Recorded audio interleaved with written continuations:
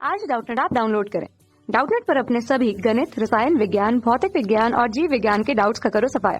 बस प्रश्न की फोटो खींचो, एक ही प्रश्न को क्रॉप करो और तुरंत वीडियो सोल्यूशन पाओ। अभी डाउनलोड करें।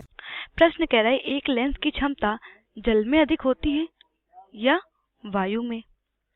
तो जैसा कि हम जानते हैं कि जो लेंस की फोकस दूरी होती है वो अपवर्तनांक से संबंधित रखती है।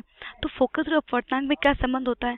फोकस दूरी और अपवर्तनांक में संबंध होता है 1/f बराबर mu minus 1/r1 minus 1/r2। ठीक है, तो ये होता है फोकस दूरी अपवर्तनांक में संबंध। अब फोकस दूरी की बात क्यों करें? क्योंकि अगर फोकस दूरी का हमें पता चल जाएगा तो हम लेंस की क्षमता के बारे में कोई भी बात कह सकते हैं। तो जैसा कि हम देख सकते हैं कि जो फोकस दूरी वो अपवर्तनांक पर निर्भर करेगी और किस प्रकार निर्भर कर रही है। जिस माध्यम का अपवर्तनांक क्या होगा? कम होगा। जिस माध्यम का अपवर्तनांक कम उसकी फोकस दूरी अधिक।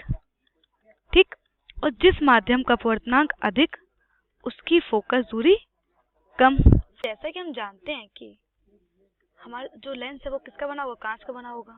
तो कांच का जो अपवर्तनांक होता है वो कितना होता है? कांच का कांच का अपवर्तनांक कितना होता है? 1.5 होता है।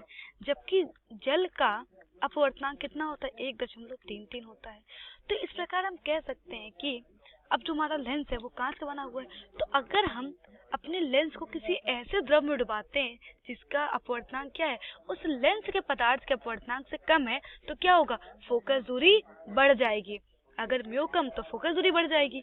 तो हम कह सकते हैं कि कांच का यहाँ पे कह सकते हैं जल में डुबाने पर, है ना, क्योंकि हम लोग जल में डुबा रहे हैं, तो हम कह सकते हैं कि जल में लेंस की फोकस दूरी बढ़ जाती है। लेंस की फोकस दूरी बढ़ जाएगी क्योंकि जो जल का जो अपवर्तनांक है वो क्या है? जल का अपवर्तनांक कांच के अपवर्तनांक से क्या होता है? कम होता है। ठीक है, और अगर फोकस दूरी बढ़ जाएगी तो हमें देखना क्या? लेंस की क्षमता। तो लेंस की क्षमता क्या होती है? लेंस की क्षमता होता है P बराबर 1/f। मतलब कि हमारी जो लेंस की क्षमता है वो फोकस दूरी के व्युत्क्रमानुपाती है। अगर फोकस दूरी बढ़ जाएगी तो क्या होगी? लेंस की क्षमता घट जाएगी।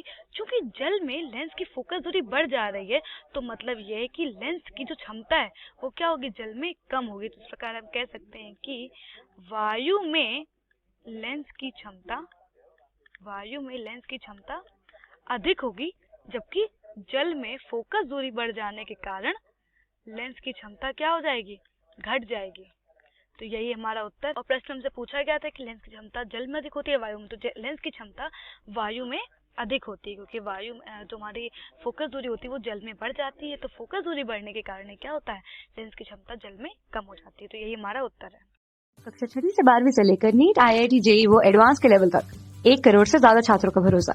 आज ही डाउनलोड करें डाउटनेट ऐप या व्हाट्सएप करें अपने सारे डाउट्स 8400 400 400 पर।